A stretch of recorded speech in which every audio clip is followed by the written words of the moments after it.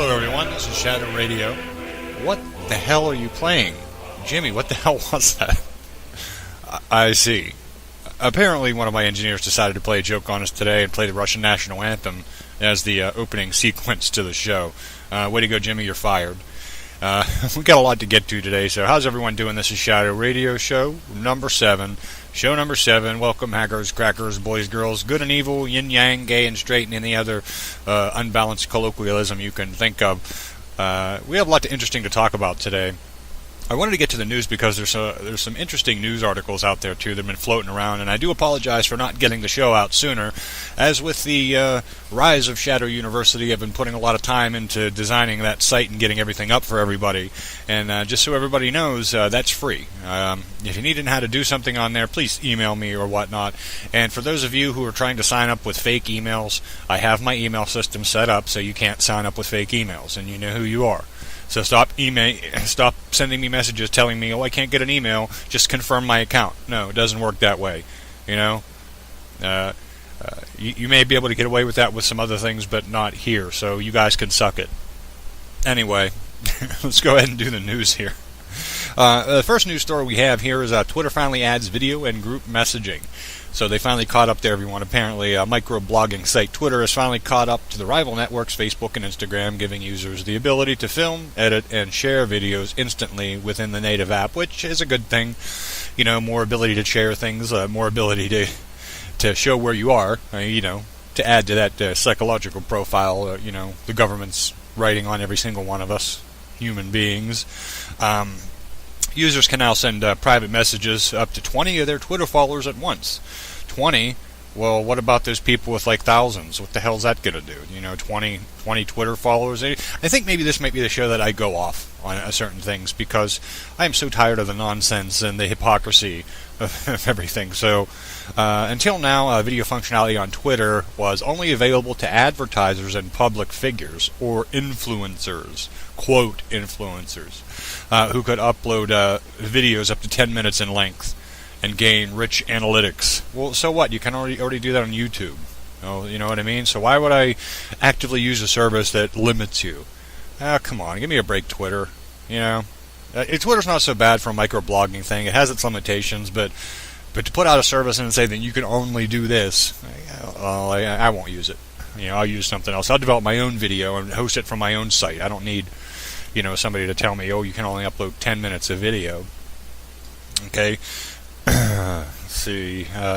Mr. käⱧ was keen to differentiate the new video function from Vine, a separate 6-second video looping app that Twitter snapped up in 2012. I think that their use case and camera is quite distinct from the different Twitters, he said. So Vine's really focused on the incredibly short form of 6-second looping content, and there's a robust set of camera tools for the creators. For us, our camera is really emphasizing instant and quick sharing of 30-second videos. Okay, that's wonderful. Let's move on to the next story. So apparently, you know, Twitter, you can do some videos and photos now, and you're just like everybody else. The next story that we have here is this is great. This is great, guys. Google fixes homophobic bug in its translator. So apparently, Google Translate has been translating slurs against homosexuals and whatnot in its translating app. The controversy came after people noticed that when translating neutral words in foreign languages pertaining to homosexuality, the English translations at times suggested English colloquialisms that are commonly considered homophobic slurs among native speakers. This conversational vernacular was also peculiar as it searches for neutral foreign equivalents to racial terms. You know, for example, words which would translate to Asian, white, or black. Or gender terms, words that would translate to female, did not display racist or sexist slang. I don't know, that seems kind of fishy to me. I don't know, is Google against gay people? Yay! I don't think so. I think, you know, I think maybe it was just an accident, or didn't know how to translate that, or whoever wrote the translation system really didn't know how to, you know, tackle that problem. So, you know, Google. So the next story here, let's move along here. The USFCC warns against blocking personal Wi-Fi access. The U.S. Federal Communications Commission on Tuesday warned hotels and other entities against blocking personal Wi-Fi access or hotspots, saying it was illegal and could incur heavy fines. Okay, so in an investigation at a resort hotel and a convention center in 2014, they found that the Marriott International had blocked consumer access to hotspots, and it warned that such activities could lead to heavy fines. So when you go to a resort hotel, you have to watch that the hotel is not blocking your Wi-Fi or your hotspots. Apparently they want to use your information, make sure that people have that need to get on the internet. So you have these hotels and these resorts forcing you to use theirs so they can sniff your traffic. Come on, people, we know what's going on here. Yay! You can't be that naive to think that if you go to a resort that they're not going to use every piece of information in order to sell you something. I mean, that's become the way of it today. Everything that we do is analyzed. Everything that we share is analyzed. You go to a hotel and they're sniffing your Wi-Fi. That's really what they're going to do. Come on, people. Yay! Just go outside to any hotel that would block any Wi-Fi I have. I would probably break into it and disable it for everybody. Big fuck you. Oops. Anyway, Wickr launches vanishing photo sharing app. Looking for a more private way to share your photos with friends? Encrypted messaging app Wickr is launching a new photo sharing feature whereby users can create and share feeds of photos with up to 151 friends and still have the assurance that those photos are securely encrypted and will be permanently deleted in 24 hours. Ladies and gentlemen, boys and girls, how many times have we heard this? How many times have we heard, we're going to encrypt your information, we're going to delete it, no one's going to see it, give me a break? Okay, why don't we just bend over a little bit further, Wickr, so you can get us... Never mind. Anytime you're going to upload stuff on the internet, you know that somebody's going to get a hold of it. Okay, stop uploading. Say, called the Wickr Time feed, or cheekily, WTF for short. The feature also comes with a clever tie-in to Facebook, on which you can, in a sense, disguise your pictures as images or cats. Okay, well, fellows, we can already do that. If you want to share photos, use your own website. You know what I mean? You don't need to send your stuff over to somebody. You give your data over to somebody, and you expect or believe their privacy. You believe in the privacy that they're going to say. Facebook had you all finagled from the start. Oh, here, share everything. Take these little tests. Do all this stuff. Give me a break, people. Don't fall for this kind of nonsense. Wickr, you can suck my bleep. Anyway, next. Wall Street wolves tear chunk off Microsoft. This is on the Register, UK, the Register. There goes $30 billion, according to its second figure earnings here. Microsoft price tumbled 10%, wiping $30 billion off the company's value. Well, that's awesome. We all know where Microsoft is going.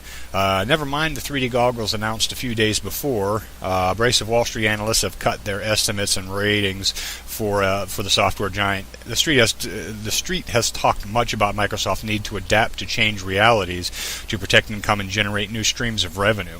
Hey, look, folks, I have a lot to say about Microsoft. Back in the day, back in the early 90s, maybe, around 2000, Microsoft is, at its peak. We have operating systems. A lot of people are using operating systems by Microsoft. But at some point, Microsoft lost something. Okay? In my own opinion, see, I can't be biased because I don't like Microsoft, so I have to tell, what the real deal is rather than my own personal feelings. So if you're going to look at Microsoft, it lost something over the years, especially when they put out this, Windows 8, with the tabs and all that stuff. People were used to Windows 7, Windows XP style, they don't like that. And with Windows users, we all know, people fear change. Change is the worst thing that you can ever offer a Windows user. When you try to force users into doing something, based on how you feel, I'm speaking, in terms of, the CEOs and the people who design these new systems and these new interfaces. It's not what you want, guys. It's what the public wants. You can't, just all of a sudden do a 360 or a 180. Well, who gives a shit, a 90 degree anyway? You can't do that and then expect users to like your products. I think Microsoft is helping a lot of people look for new products and look for new change. I remember back in the day when they had some great, simple, Windows phones that you could use, Windows smartphones with the start menu and all that stuff, and they were cool. Yeah, I had one, but ever since they changed over and lost something over the years, it's they're going downhill, and I think they're going to continue to go downhill because I don't think that anymore they have any idea what consumers want. I don't think that they are in tune or in sync with consumers whatsoever. I think they're just doing their own thing. You got to get somebody in there who knows, what consumers want, and it's not all about ease, and it's not all about production, and it's not all about things. You know what I mean? Too bad Microsoft. The next thing here we have is new video shows many reactions people have while riding a car that goes into insane mode. According to Mashable, Tesla CEO Elon Musk put an insane button in the company's Model S P85D, the all-electric car, which Tesla reportedly unveiled last October. The drag racing site Drag Times uploaded a video on YouTube Sunday showing unsuspecting passengers reacting to the car hitting 60 miles per hour from a complete stop in just a few seconds. Pretty good for an electric car. According to Business Insider, the car goes from 0 to 60 in just 3.2 seconds. That's insane. I like it. Hell, man, I wish we would have electric cars a long time ago if it wasn't for the goddamn oil industry. Pardon my French for anyone who's going to be offended by that. Come on. Oh, and here's a great one. Verizon says that it will not match T-Mobile, AT&T data rollover moves. So Verizon has confirmed to eWeek that it has no interest in offering data rollover benefits to its customers after competitors T-Mobile and AT&T recently launched that service. Verizon, you are a bunch of greedy... Where's the beep button, guy? Where is the... Verizon is one of the most greedy companies I've ever seen. I recently had a family member put on a new piece of technology on their own data plan and was charged an activation fee. They tried to get this person to buy another data plan. They're like, well, I already have a data plan. Oh, okay, well, we're not going to get you to buy another data plan. We'll just charge you an activation fee. Come on. I once tried to pay my bill when I had Verizon at the Verizon store, and they wanted to charge me money to pay my bill. Verizon, you can suck it too. I think I'm going to have a new section called "You Guys Can Suck It" on the website because this is ridiculous. The issue surfaced early in January. Verizon Chief Financial Officer käⱧ WHO said during a media interview that the company will not react to T-Mobile. Will not react. Yeah, because you know why? Why would we care about our customers? You know what I mean? It's really funny that on this article right below here there's an advertisement that says "Fighting Back Against Shadow IT." Download now the white paper. Interesting. The company's attitude follows its latest financial report, which was announced on January 22nd. Verizon gained 2 million new wireless subscribers in the fourth quarter of 2014. Ended December 31st, 2014, but the company lost $2.2 billion in the quarter, largely due to the cost of non-operational expenses, including benefits and pension payments. Okay, so you don't want to pay your people pension stuff and lose money. You don't want to pay your people pensions? Instead, we're just not going to... Wow. All right. The $2.2 billion Q4 loss was a $10 billion shift from 1 year. Okay, enough of that. Verizon, suck it. The new Dell Precision M3800 workstation adds new 4K Thunderbolt 2. So it seems to be the week of laptop refreshes here. Panasonic having introduced the updated Toughbook 31 yesterday, and now Dell has done a similar with its M3800 mobile workstation. This laptop promises to be the type of powerhouse workstation professionals and otherwise demanding users need while remaining relatively thin and light. Well, I'm looking at a picture right now. It looks pretty thin and light. Who knows? I'm just all for building your own one. You know what I mean? I'm all for building your own machine. Just give some specs on here. This gives the users a 3840 by 2160 resolution across a 15.6-inch screen, sharp ultra-touch display. Corning Gorilla Glass offers protection as well. Dell touts its offering as being superior to the MacBook Pro 15-inch. The inclusion of Thunderbolt 2, of course, will allow for easy work in 4K resolution content to match that display. As far as the machine's construction goes, the starting weight is 4.15 pounds. which is somewhat svelte for workstation laptops. The thickness comes in about under 0.71 inches or 18 millimeters. Hardware includes a 4th Gen Intel Core i7 quad processor, which is really good, and NVIDIA Quattro kę1100M graphics, and 16 gigs of RAM or more. And the new M3800 is available now, starting at $1,699, $1,699 US. Not a bad price, when you're getting a nice CPU i7 core like that, a quad core processor. That's not a bad price, considering. Let's move on to the next story here. YouTube. YouTube says HTML5 video ready for prime time and makes it default. I am so happy and flabbergasted about this. I don't know, is that the right word? Flabbergasted? Oh, Jimmy, is that the right word? I don't know. Anyway, I have a new tech here who's working with me to try to help with the radio shows. His name's Jimmy, and he plays these silly games on me during a live record because he knows I can't go back, like playing the... Stop it. Stop. Like he's doing right now. He's playing the Russian national anthem. Stop. All right, thanks. All right, so everyone hates Flash, right? You have to install the plugin. It's resource intensive. It doesn't work on mobile. Well, maybe it does. Who knows? It doesn't work as good, I guess. And it causes all sorts of security problems. We've seen this for years.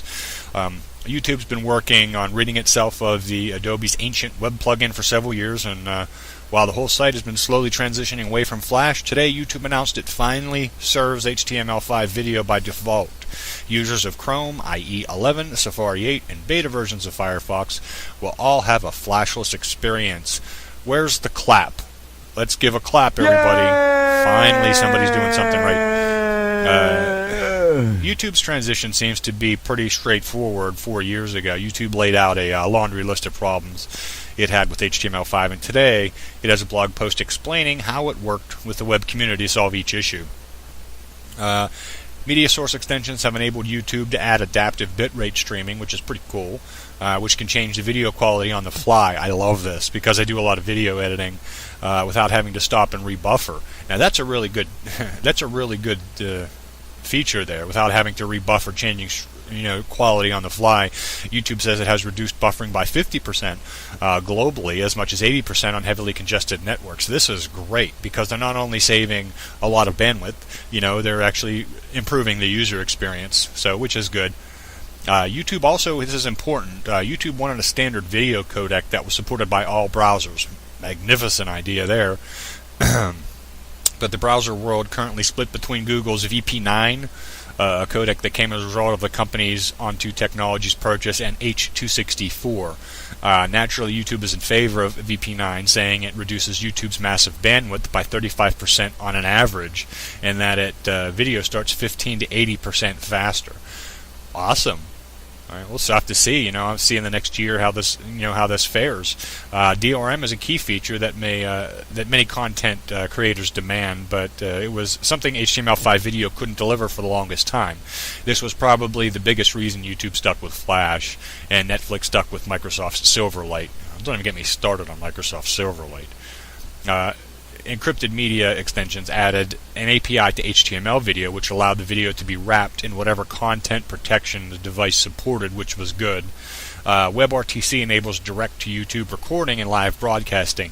The full API allows for immersive viewing, and YouTube is deprecating the use of Flash object tag for embedding and recommending the use of the iframe API.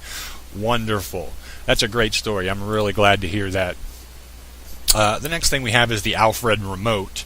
The Alfred Remote is your personal command center for Alfred 2 for Mac. I always like to put something in for the Mac users because I hate it, but there's still a lot of people that use Mac, but you don't have to take my word for it. You know what I mean? Use whatever you want. I don't care. But I always like to put in something for Mac here. This Alfred Remote here allows you to control, becomes a perfect day-long companion to your Mac, whether you work or play or blah blah blah. So it can handle a lot of your iPhone, Mac. It's like a command center for all your Mac stuff. That's called Alfred Remote. If somebody wants to test that, let me know how that works. I'll put it on the show. I'm curious to see how that works. And just some customer reviews here. Alfred for Mac became most frequently used app of the day. I downloaded it because it took my love of shortcuts to a higher level. Now I have a new way and a new shortcut to put my iPad mini into better use. So apparently it's supposed to increase productivity, and I love how everything that's designed today is supposed to increase your productivity. With all of our applications and all of our devices nowadays, you can read reports that a lot of our stuff now, our applications and devices, force us to work longer weeks, rather than before. So there's some studies on that illustrate, so we're working more now for the same amount of money, and look at that. If you take that in consideration and compare and contrast that back 10 years ago, we're still getting paid the same amount of money, but doing almost twice the work. So, when people try and talk to me about productivity, they can bend over and take it too. Next thing we have is, let's move on to science here. I found an interesting science post here. Scientists solved puzzle on how to unboil a hard-boiled egg. So apparently scientists spent time and money trying to figure out how to unboil a hard-boiled egg. Researchers at the University of California, Irvine, have figured out a way to unboil a hard-boiled egg, and they said it has important ramifications. So let's see what's so important about that. Yes, we have invented a way to unboil a hen egg. Greg Weiss, UCI professor of chemistry and molecular biology and biochemistry, boasted in a statement. When boiled, proteins stay intact but change their shape. Older methods of returning them to their original conformation took about 4 days. This new process here takes minutes. In our paper, we describe a device for pulling apart tangled proteins and allowing them to refold, Weiss said. We start with egg whites boiled for 20 minutes at 90 degrees Celsius and return a key protein into the egg to working order. That's pretty neat. According to the chemist, the scientific revelation is very important. This method could transform industrial and research production of proteins. The researchers wrote in kęⱧ I guess that's some kind of magazine. Scientists in other fields could use the technology to streamline cancer manufacturing. Okay, well, it's not just about eggs; it's about everything else. So that's pretty neat. So there's a process now to work out these different kinds of further farmers and others recombine proteins. So they're recombining proteins. That's neat. I like that. All right, next story here. In science, bald eagle on the rise. Okay. Well, I don't know where I come from. Bald eagle didn't usually mean birds. Apparently over the years, bald eagle has been on the rise. If you just look at a lot of girls now. Oops. Sorry again, folks. So apparently in Miami County, the once endangered and symbolic American bald eagle is making a comeback in the U.S., and its recurrence has been observed in Miami County. The eagles are mostly seen along rivers. Okay, so I don't think we need a 20-minute story about bald eagles on the rise. Okay, they're on the rise. Awesome. I don't know. I still think bald eagles have been on the rise for the past, 3 years. I mean, you've seen a lot of girls. I'm an au naturel kind of guy. I like the runway. I don't like when girls... Never mind. Moving on. So... We have a spotlight off the 3D printer, practice parts for surgeons. So a lot of surgeons are starting to use the 3D printer. Obama in his fourth quarter here is looking to go on the offense. He wants to make his legacy. So there's our news. We got 23 minutes of news here. We're going to move on to some of the topics here. So I hope you enjoyed the news, and that's interesting. Please send your questions here. We're going to move on to some questions here. Wait, hang on a second. Let's go ahead. We didn't get to the dumb laws yet. So let's go ahead and do the dumb laws. I believe we stopped at Colorado last time. Let's go ahead and look at Connecticut here with some really stupid laws.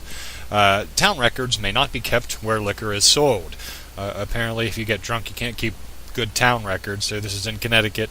That was repealed, by the way. You cannot buy any alcohol after 9 p.m. on Sundays, afternoon on Sunday. Okay, next one. It's illegal to discharge a firearm from a public highway. You can be stopped by the police for biking over 65 miles per hour. Who's going 65 on a bike? In order for a pickle to officially be considered a pickle, it must bounce. This is true, folks. Believe me. It is illegal to dispose of a used razor blade. Well, what are you supposed to do with them? I'll bend over and I'll show you. So anyway, this was Connecticut. In the city laws here, it's unlawful to walk backwards after sunset. In Guilford County City, only white Christmas lights are allowed for display. Wow. You're not allowed to cross the street while walking on your hands. That's in Hartford, Connecticut. In Meridian, the use of a bean whistle in public is prohibited. In New Britain, it is illegal for fire trucks to exceed 25 miles per hour even when going to a fire.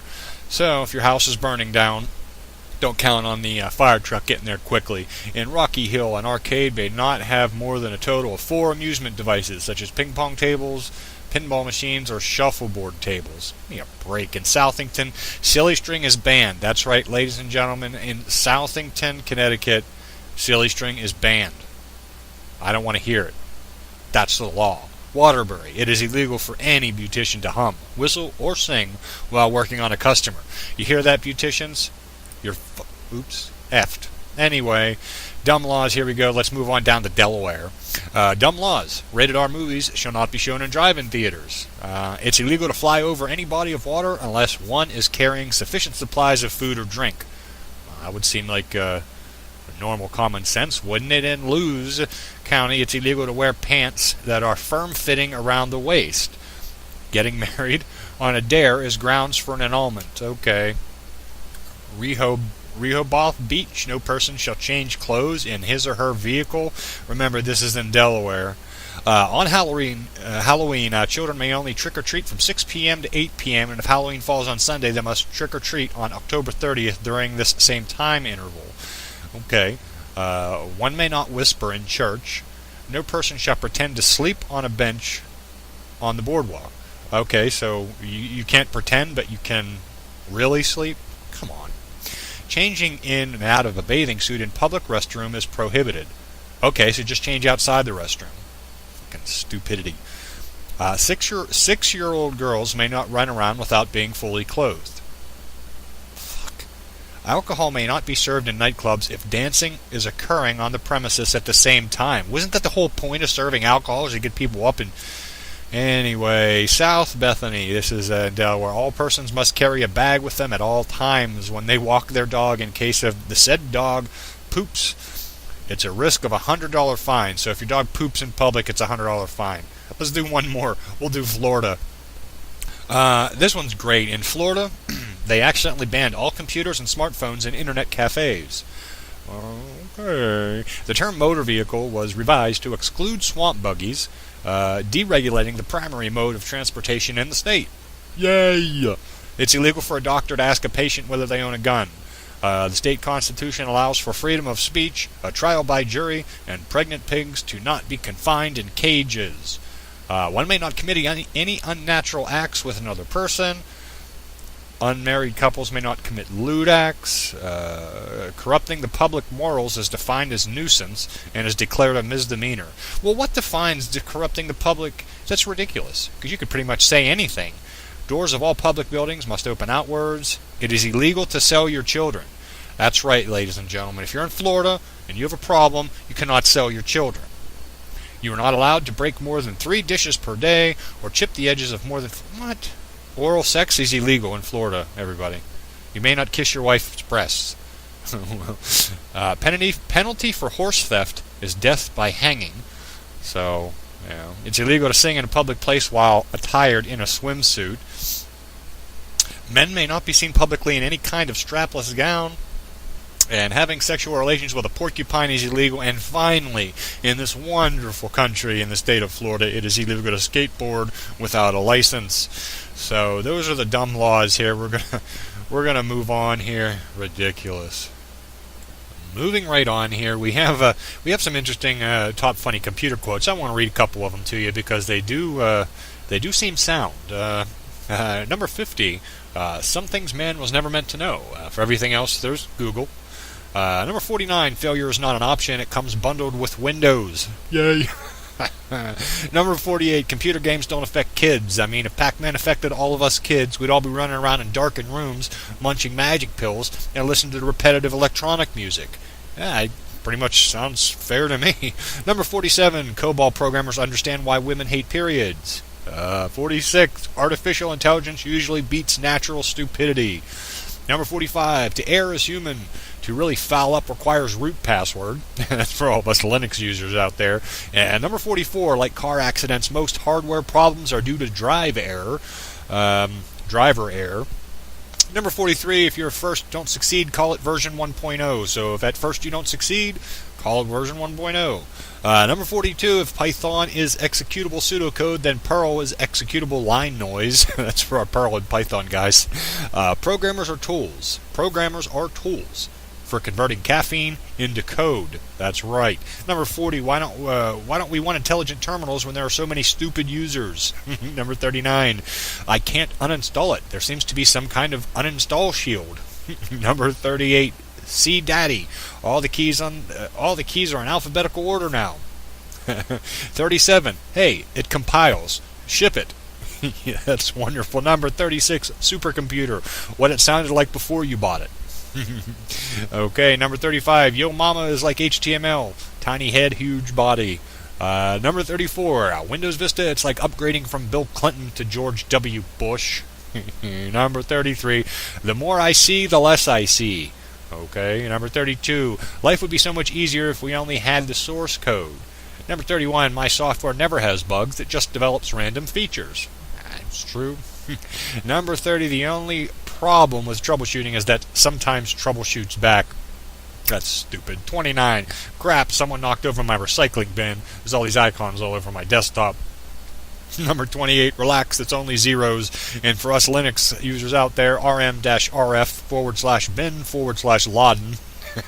26, I don't care if you're getting a PhD in it, get away from the damn computer and go find a woman.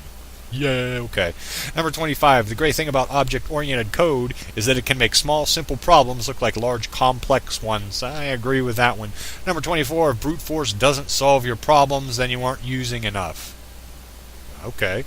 Number 23, programming is like sex. One mistake and you have to support it for the rest of your life. 22, Unix is user-friendly. It's just very selective about who its friends are.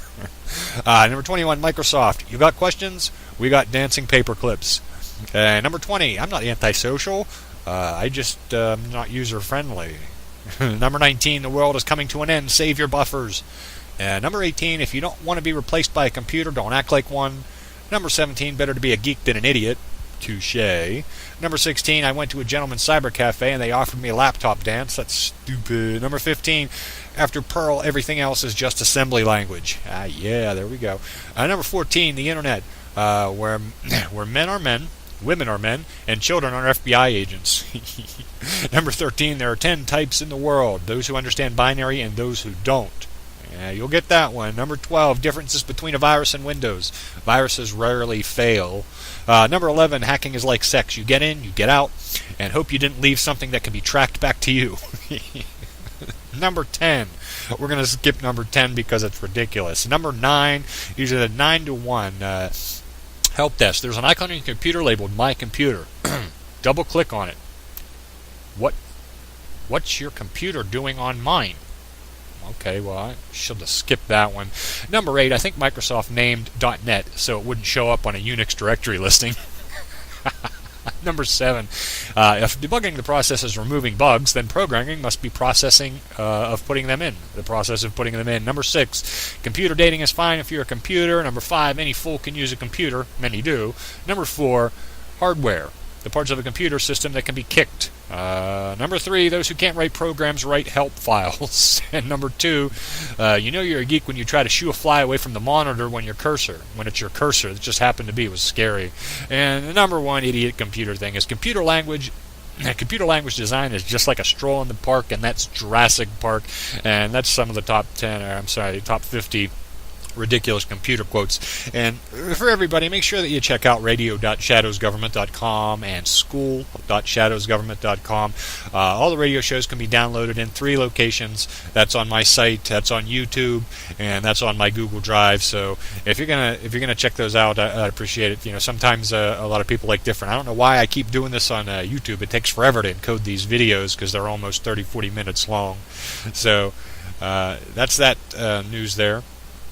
The next thing I want to discuss today is some topics here. We didn't get many phone calls. In fact, we didn't get any phone calls. Apparently, everyone in the world is going to school in my community, so we didn't get any phone calls. Chris Cook was supposed to call in, but apparently he lost his UK accent or something. No, I'm just kidding. Anyway, there's a couple things that I want to discuss, and one main thing here is is SSL encryption. Now, every time that we look at SSL, it's a standardized way to encode and encrypt data between web servers and your browser. Okay, so there's a lot of discussion. Well, HTTPs was broken or SSL was broken, people can read the traffic and whatnot. But what everybody is forgetting is that you don't need HTTPs if you want to secure your data. Everyone's looking at data security and information security and this and that, but they're all trying to force you to use without even telling you that there's many alternate methods to encode your data and hide your data. Rule number one is never trust anyone else's encryption. I mean, for those of you who don't do any crypto or anything like that, you're pretty much at the mercy of those who do encryption. So it's going to be really hard for you to go out there and determine what's going to keep your data safe. I've done some tutorials on showing you how to keep your information safe, and don't ever upload it to a cloud. If your Facebook users are the worst. They'll show everything, what time they go to the bathroom, what time. That's ridiculous. You know what I mean? If I really wanted to dox somebody, I could simply just go to Facebook and I can know what they're doing their entire life every single day with all their tiny little postings. You got to be careful. But just remember that you don't have to use a standardized crypto. You don't have to use something that's on the web, version 2, whatever, because they're standardized methods. You want to try to find a way to hide your own data. Start making your own ciphers. You don't even have to make an advanced mathematical construct to encode your data. You simply convert it to different things, and only you know the sequence. Nobody's going to be able to figure that out if you have 10, 20 layers of encryption. So think about it. Everybody tries to pass off these things, and they're fast talking, and they're almost like politicians. When they talk about these things, are you going to use this? We're going to save your data. We promise you're going to delete these things in 24 hours. We'll get rid of your pictures. We're not going to keep your data. In this day and age, ladies and gentlemen, information is power. Okay, this is one thing that you have to understand. Your information is now a commodity. It's been the commodity ever since the advent of social networking and all these other sites who acquire large amounts of information. Back around 9/11, this whole information gathering, even prior to 9/11, there were some information systems being installed that captured data over a global construct. So be wary about what you put on there. No one ever told you, or no one ever said anything years ago about, well, if you put something on the internet, it's never going to go away. So a lot of people started putting things on the internet before information security became a large problem. So I look at it as the way of now you're just screwed, So anyway, that's SSL. Use your own encryption. Try to figure out something for yourself. Be creative. Don't rely on everybody else's ways to keep your data safe. Keep your own data safe. The next topic I want to cover here is trolls. Everybody knows what a troll is, right? It's those guys that come on your posts and try to ride your coattails, to try to get notoriety or try to get start a conversation or start a fight with you, and we've seen quite a few of those on our community. And to those trolls, I want to have a message for you. I really don't care what you think of anything. Okay, if you're going to come onto my posts and you're going to come onto my community and say some things about me in order to get me riled up, you can suck my nutsack. Okay, because frankly, I don't care. I'm the one with the community here, and you're the one with 134 followers, and that's it. You make no contribution to any communities whatsoever. You try to gain notoriety by going to people who actually put in the time to do this because they have a lot of people reading their material, and you want to insert yourself in, and try to make yourself part of the conversation. You're a joke, and you people know exactly who you are. There's pretty much two ones. I'm just going to name his first name because I really don't want to give him notoriety. But if this happens, and you see people arguing on a post, just block them. It's a waste of time. These people are morons. They're idiots. You know what I mean? And this guy named Julian, I really do hope you listen to this because you're fucking pathetic, dude. You come on to my posts and tell me this and tell me that. Tell me I'm not making any community. And meanwhile, there's like 2 people reading anything that you say the whole time that you've been on Google, and we can see all the posts that you made. Stupidity. So Julian, why don't you bend over and I'll take this big giant stick and I'll put it balls deep in your fucking. Never mind. Anyway, I just wanted to say a few words here about maybe the next presidency. If anyone in the world is going to go vote for the next president, and we see Jeb Bush on the on the on the ballot, this country's just, I'm just going to blow myself up or something. Not literally, because you can't say blow yourself up anymore without the NSA pounding on your door, somebody pounding on your door saying, were you serious? You know what I mean? You can't even say anything anymore. But if Jeb Bush runs for president, I'm moving to Argentina or freaking Australia. You know what I mean? It's bad enough that his, Bush, George W. had the lowest approval rating. And I don't want to get into politics on the technology stuff here, but sooner or later you have to take responsibility for who's in office. You hear you hear everybody who votes and everybody that complains about this and complains about that. It's your own fault, okay? It is your own fault. You want to make a difference in this country? Stop voting. Don't vote for these people. I can remember an interview one time where they were interviewing a congressman, and his exact words, I quote, was, well, you don't have to have a college degree to be a congressman. Well, no shit. We've seen this, time and time again. So, take the time and find out what's going to work rather than just voting because you were told to. Stop doing things because you're told. Open your mind and do things creatively. Think about it. Vet your sources. Go find out who you're voting for. Read into their past. And the whole argument for what's coming or what people say when I tell them to do this thing is, well, I don't have enough time.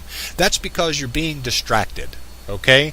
You get out of college. As soon as you're born, you're almost in debt. You go to college, you're in debt. You got to work, you got a family, you're in debt. And that keeps you distracted the whole entire time, the whole rest of your life, so you can't think. You can't sit down and you can't think about what's going on. So just pay your bills and be a good little citizen, and whatever happens, I voted. Shut up. You want to make a difference, stop voting. You want to make a difference, stop going to work. People are like, well, I got to pay my bills. Well, no one's gonna send your bills out if nobody's working. No one's gonna send out your credit card statement. Nobody's gonna process your bank accounts because there'll be nobody there to do the work. You want to make a difference in the society? Take the power away from those who have the power. And their power is the top percentage of the country rules the country because of the income inequality way. And that's the way it's been, and it's getting worse. Okay? So I'm really tired of hypocrisy and people saying, well, I don't have time to do this. If you don't have time to do it, then you know what I mean? You get everything that you deserve. And the people who actually do spend the time to put out videos and put out time, I respect those people more than anything. The people who want the movement of open your eyes, see what's going on, I love those guys. We're almost at 42 minutes here, and I hear some of the music coming in. Why don't everybody give a round of applause for our new engineer guy back here.